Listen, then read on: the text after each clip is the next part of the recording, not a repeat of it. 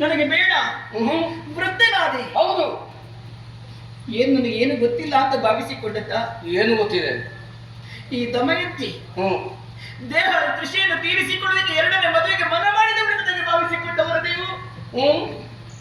ಇಲ್ಲ ದೇವರೇ, ನೀವು ಯಾರು ಅಂತ ಸತ್ಯವನ್ನು ತಿಳಿದುಕೊಂಡೇ ನಿಮ್ಮನ್ನು ಆರಿಸಿಕೊಂಡವಳು ನಾನು.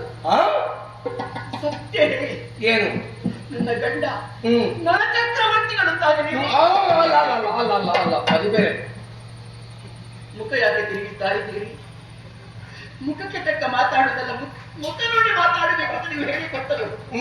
ಏನು ಎಲ್ಲವನ್ನು ಮರೆತೀರ ನೀವು? ಏನು? ನೀವೇ ಕಲಿಸಿಕೊಂಡಂತ ಜಾನ ನುಡಿಗಳನ್ನು ಮರೆತವಳು ನಾನಲ್ಲ ಸ್ವಾಮಿ. ಹೆಂಡತಿಯಾದವಳು ಗಂಡನಲ್ಲಿ ಯಾವ ಕಾಲಕ್ಕೆ ಸೆರೆಗುಂಡಿ ಬೇಡಬೇಕು ಅಂತ ಅವಶ್ಯಕತೆ ಇಲ್ಲ. ಗಂಡನನ್ನು ಹೆಂಡತಿ ಆಸೆ ನಡೆಸಿಕೊಡಬೇಕು ನೀವು. ಒಪ್ಪಿಕೊಳ್ಳಿ ಅಲ್ಲವೇ? ಅಲ್ಲ. ನಳಚಕ್ರವರ್ತಿ ನೀವಲ್ಲ. ಅಲ್ಲ ಸ್ವಾಮಿ. ಏನು? ನೀವೇ ನನ್ನ ದೇವರಿರುವಂತ ಸತ್ಯವನ್ನು ತಿಳಿದುಕೊಂಡದ್ದು ಯಾವಾಗ? ನನ್ನ ಗುರುಗಳು ಅಯೋಧ್ಯೆಗೆ ಬಂದು ಅಲ್ಲಿ ಉಂಡಂತ ಊಟದ ರುಚಿಯಲ್ಲಿ ಹೇಳುವಾಗ ಆ ಯೋಗ್ಯತೆ ಇರುವುದು ನಡಪಾಕುವುದು ಮಾಡುವುದಕ್ಕೆ ನನ್ನರ್ಥನಿಗೆ ಅಂತ ನನಗೆ ತಿಳಿಯಿತು. ಆ ಕ್ಷಣದಲ್ಲಿ ದಶಮಿಗೆ ಮದುವೆ, ನವಮಿಯ ದಿವಸ ಸಂಜೆಯ ವೇಳೆ ಓಲೆ ಮುಟ್ಟಬೇಕು. ಅದಕ್ಕೆ ಕಾರಣ ಏನು? ಅಯೋಧ್ಯೆಯಿಂದ ಕುಂಡಿರಾಪುರಕ್ಕೆ ಬರಬೇಕಿದ್ದಾದ್ರೆ 15 ದಿವಸದ ದಾರಿ ಉಂಟು. ಮದುವೆಗಿಂತ 5 ಗಳಿಗಿಂತ ಮೊದಲಾಗಿ ಬಂದು ಮುಟ್ಟಿದವರು ನೀವು. ಆ ಯೋಗ್ಯತೆ, ಆ ಶಕ್ತಿ ಇರುವುದು ಯಾರಿಗೆ? ದೇವತೆಗಳ ಅನುಗ್ರಹದಿಂದ ನನ್ನರಸನಿಗೆ ಮಾತ್ರ, ಚಕ್ರವರ್ತಿಗಳಿಗೆ ಮಾತ್ರ. ಬಂದಂತ ಎಲ್ಲರಿಗೂ ಬಿಡಾರದ ವ್ಯವಸ್ಥೆಯನ್ನು ಮಾಡಿದ್ದೇವೆ. ನೀರು ಬೇಕು ಯಾರಿಗೂ ಕೊಡ್ಲಿಲ್ಲ. ಯಾರ ಬಿಡಾರಲ್ಲಿ ಅಡುಗೆ ಸಿದ್ಧವಾಗಲಿಲ್ಲ. ನಿಮ್ಮ ಬಿಡಾರಲ್ಲಿ ಅಡುಗೆ ಸಿದ್ಧವಾಗಿತ್ತು. ಅದನ್ನು ತರಿಸಿ ಉಂಟವಳು ನಾನು. ಆ ರುಚಿಯನ್ನು ನೋಡಿದ್ದೇವೆ. ಅಷ್ಟೊಂದು ರುಚಿಕರವಾದ ಅಡುಗೆಯನ್ನು ಮಾಡುವುದಕ್ಕೆ ನನ್ನರಸನಿಗೆ ಮಾತ್ರ ಗೊತ್ತು. ನಡಪಾಕ ಸ್ವಾಮಿ. ಏನು? ಒಪ್ಪಿಕೊಂಡೆ ಅಲ್ಲವೇ? ಅಲ್ಲ. ಬೇಡ.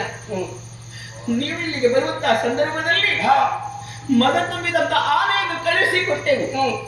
ಕುಂಭಸ್ಥಳಕ್ಕೆ ಎಡದ ಕೈಯಿಂದ ಬುದ್ಧಿದಾಕ್ಷಿಣ್ಯದಲ್ಲಿ ಮನೆಯನ್ನು ಇಳಿದು ಹೋಯಿತಂತೆ. ಆ ಶಕ್ತಿ ಇರುವುದು ಯಾರಿಗೆ? ಚಕ್ರವರ್ತಿಗಳಿಗೆ ಮಾತ್ರ. ಒಪ್ಪಿಕೊಳ್ಳಿ. ನೀವೇ ತಾನೆ ನನ್ನ ದೇವರು? ಇಲ್ಲ. ಅಲ್ಲ. ಅಲ್ಲವೇ? ನೀವಿರುವಂತಹ ಬಿಡಾರಕ್ಕೆ ನಮ್ಮ ಮಕ್ಕಳಂತ ಹೇಳುವುದಿಲ್ಲ, ನೀವು ಒಪ್ಪಿಕೊಳ್ಳುವುದಿಲ್ಲ. ನನ್ನ ಮಕ್ಕಳನ್ನು ಕಳುಹಿಸಿ ಕೊಟ್ಟೆ. ಉಪ್ಪರಿಗೆ ಇಟ್ಟು ನೋಡಿದೆ. ಬಂದಂತ ಮಕ್ಕಳನ್ನು ಅಪ್ಪಿಕೊಂಡು ತಪ್ಪಿಕೊಂಡು ತಲೆದೇವರಿಸಿ ಕಣ್ಣೀರು ಸುರಿಸಿದವರು ನೀವು. ಏನು ಮಕ್ಕಳ ಮೇಲೆ ಪ್ರೀತಿ ಹುಟ್ಟಿತು? ಸಂಬಂಧ ಇಲ್ಲದವರಿಗೆ ಹೀಗೆ ಯಾಕೆ ನಿಮಗೆ ಪ್ರೀತಿ ಹುಟ್ಟುತ್ತದೆ? ಸ್ವಾಮಿ, ಈಗಲಾದ್ರೂ ಹೇಳಿ. ಒಪ್ಪಿಕೊಳ್ಳಿ. ಇಲ್ಲ. ಇಲ್ಲ. ಇಲ್ಲ. ಸ್ವಾಮಿ, ಬೇಡ. ಯಾವ ವಿಷಯವೂ ಬೇಡ.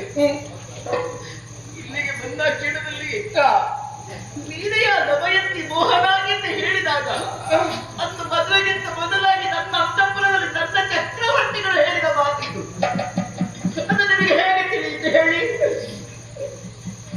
ಹೆಂಡತಿಯ ಮುಂಭಾಗದಲ್ಲಿ ಸತ್ಯವನ್ನು ಒಪ್ಪಿಕೊಳ್ಳುವಂತ ಕಟು ಹೃದಯ ಆದರೆ ಹೂವಿನಂತ ಮನಸುಳ್ಳಂತ ನಿಮ್ಮ ಹೃದಯವನ್ನು ಕಲ್ಲಾಗಿ ಹೋಯಿತೆ. ಹೆಣ್ಣು ಬರೆಸುವುದೇನು? ರೂಪವಂತರಾದ ಗಂಡ ಬೇಕು ಅಂತಲ್ಲ, ಜೀವನದ ಉದ್ದಕ್ಕೂ ಒತ್ತೈದೆಯಾಗಿ ಬಾಳಬೇಕಿರುವುದಾಗಿ. ನೀವೊಂದು ಜೂಜಾಟವನ್ನಾಡಿ ಸೋತಂತ ಸಂದರ್ಭದಲ್ಲಿ ನಾನು ನಿಮ್ಮ ಜೊತೆಯಲ್ಲಿ ನಿಂತು ಸ್ಥಿರದ ಸತ್ಯವನ್ನೇ ಸಾಕಿ ನನಗೆ ಜೊತೆಯಾಗಿ ಬಂದವಳು ದೇವರೇ. ಇದು ನನ್ನನ್ನು ಬಿಟ್ಟು ಬಿಡುತ್ತೀರ ತಾನೆ? ನೀವಿಲ್ಲದ ಬದುಕು ನನಗೆ ಯಾಕೆ? ಸೀರೆಯ ಸೆರಗಿನಿಂದ ಕೊರಳನ್ನು ಬಿಗಿದು ನಿಮ್ಮ ಪಾದ ಮುಡಿದು ಬಿಟ್ಟು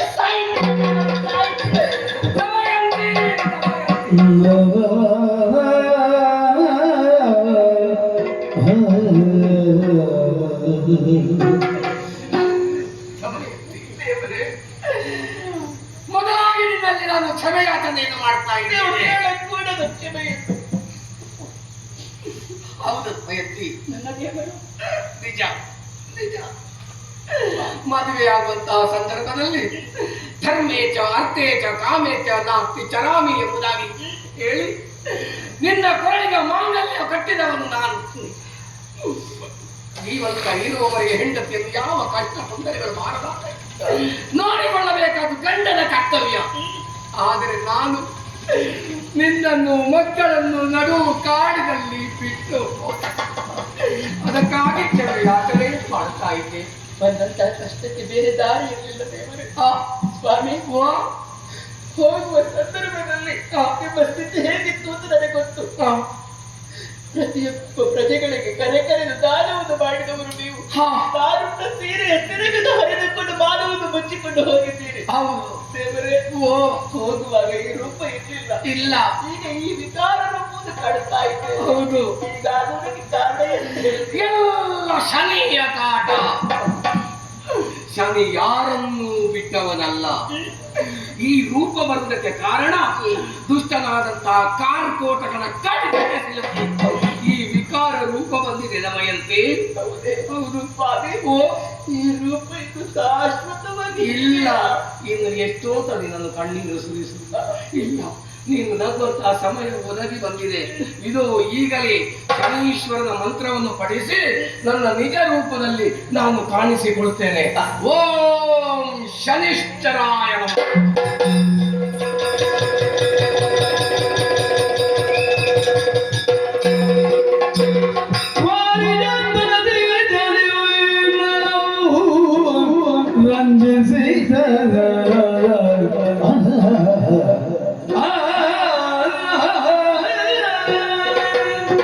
ಪ್ರತಿಯೊಬ್ಬರ ಜೀವನದಲ್ಲಿ ಕೂಡ ಕಷ್ಟ ಎಂಬುದು ಸಹಜವೇ. ಅಂತ ಕಷ್ಟವನ್ನೇ ನಾವೆಲ್ಲರೂ ಅನುಭವಿಸುತ್ತಾ ಇದ್ದೇವೆ ಎನ್ನುವುದು ಸತ್ಯವಾದ ಮಾತು. ಶನಿಯ ಅನುಗ್ರಹವೇ ನಮ್ಮ ಜೀವನಕ್ಕೆ ಮತ್ತೆ ಆಧಾರವಾಗಿ ಬೆಳಕಾಗಿ ಬಂತು ಎಂಬುದಾಗಿ ನಾವೆಲ್ಲರೂ ಕೂಡ ಈಗ ಅರ್ಥ ಮಾಡಿಕೊಂಡಿದ್ದೇವೆ. ಇಲ್ಲದಿದ್ದರೆ ಈ ಪ್ರಪಂಚದಲ್ಲಿ ಒಂದು ಹುಲ್ಲು ಕಟ್ಟಿ ಕೂಡ ಅಲುಗಾಡಬೇಕು ಅಂತ ಆದ್ರೆ ದೇವರ ಸಂಕಲ್ಪ ಬೇಕಂತೆ. ನಮ್ಮ ಜೀವನದಲ್ಲಿ ಇದೇ ರೀತಿ ಆಗಬೇಕು ಎಂಬುದಾಗಿ ದೇವರ ಸಂಕಲ್ಪ ಇದ್ದ ಕಾರಣವೇ ನಾವು ಈ ರೀತಿಯಾದಂತಹ ನೋವನ್ನು ಅನುಭವಿಸಿದ್ದೇವೆ ಎಂಬುದು ಸತ್ಯವಲ್ವ.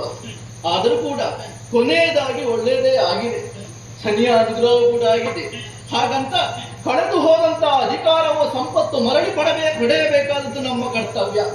ತಮ್ಮನಾದಂತಹ ಪುಷ್ಕಳ ತಂದು ನಮಗೆ ಒಪ್ಪಿಸುತ್ತಾ ಇದ್ದಾನೆ. ಅದು ಸರಿಯಾಗುವುದಿಲ್ಲ. ನಾವು ಯಾವ ರೀತಿಯಾಗಿ ಕಳೆದುಕೊಂಡಿದ್ದೇವೋ ಅದೇ ರೀತಿಯಲ್ಲಿ ಆ ಕಾರ್ಯವನ್ನು ಮಾಡಿ ಮತ್ತೆ ನಾವು ಪಡೆದುಕೊಳ್ಳಬೇಕು. ಹೌದು, ಕಳೆದು ಹೋದಂತಹ ಸಂಪತ್ತನ್ನು ಅಧಿಕಾರವನ್ನು ಪಡೆದುಕೊಂಡದ್ದು ಮಾತ್ರವಲ್ಲ, ಇನ್ನು ಮುಂದೆ ಕೂಡ ಶನಿಯ ಅನುಗ್ರಹ ಎಲ್ಲರಿಗೂ ಆಗಬೇಕೆಂಬಂತ ಉದ್ದೇಶದಿಂದ ನಮ್ಮ ಪುರದಲ್ಲಿ ಒಂದು ಶನಿ ಮಂದಿರವನ್ನು ಸ್ಥಾಪಿಸಿ ನಿತ್ಯವೂ ಕೂಡ ಶನಿ ಮಂತ್ರವನ್ನೇ ಜಪಿಸಿಕೊಂಡು ನಾವು ಇರಬೇಕು. ಇವರೆಲ್ಲ ಸೇರಿದ್ದಾರೆ ಯಾಕೆ ಗೊತ್ತಾ? ದಮಯಂತಿಯ ಪುನರ್ ಸ್ವಯಂವರವನ್ನು ನೋಡುವುದಕ್ಕಲ್ಲ, ನಳ ದಮಯಂತಿಯರು ಯಾವ ರೀತಿಯಾಗಿ ಜೊತೆಯಾಗುತ್ತಾರೆ ಎಂಬಂತಹ ವಿಶ್ವಾಸದಿಂದ ಇಲ್ಲಿ ಬಂದು ಕುಳಿತಿದ್ದಾರೆ. ಎಲ್ಲರಿಗೂ ಕೂಡ ಸಂತೋಷವಾಗಿದೆ ಎಂಬಲ್ಲಿಗೆ ಇಂಥ ಪುಣ್ಯ ಕಥಾಭಾಗವನ್ನು ಯಾರು ಆಡಿದ್ದಾರೋ ಆಡುವುದಕ್ಕೆ ಅನುಕೂಲ ಮಾಡಿಕೊಟ್ಟಿದ್ದಾರೋ ಅವರಿಗೆಲ್ಲರಿಗೂ ಕೂಡ ನಾವು ನಂಬಿದಂತಹ ಮಂಜುನಾಥ ಸ್ವಾಮಿ ಮಹಾಗಣಪತಿ ಎಲ್ಲರಿಗೂ ಕೂಡ ಆಯುಷ್ಯ ಆರೋಗ್ಯ ಭಾಗ್ಯವನ್ನು ಕರುಣಿಸಲಿ ಎಂದು ಬೇಡಿಕೊಳ್ಳುತ್ತಾ ಕಥೆಗೆ ಮಂಗಳವನ್ನು ಹಾಡುವುದೇ. ಶುಭ ಮಂಗಳ ಶ್ರೀ